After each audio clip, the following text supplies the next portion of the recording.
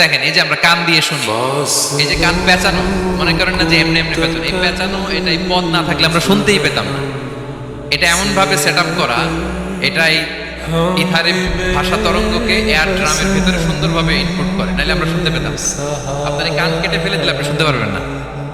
এটা এইভাবেই যেতে হবে, সুরঙ্গটা এইভাবে তৈরি হতে হবে। আচ্ছা দেখো, আপনার কান, এই কান যদি এখানে না থেকে আপনার ডান বগলের নিচে হইতো, বাম কান যদি বাম বগলের নিচে হইতো, তাহলে কি হইতো বলেন? আজকে আমার ওয়াজ কিভাবে শুনতেন বলেন দেখি, কিভাবে শুনতেন? বুদ্ধি আছে বলে যে হুজুর এইভাবে শুনতাম। সুবহানাল্লাহ সুবহানাল্লাহ, লাকাদ খালাকনাল ইনসানা ফি আহসানি তাকওয়িম। আমি মানুষকে সবচেয়ে সুন্দর সর্বোত্তম গঠনে তৈরি করেছি।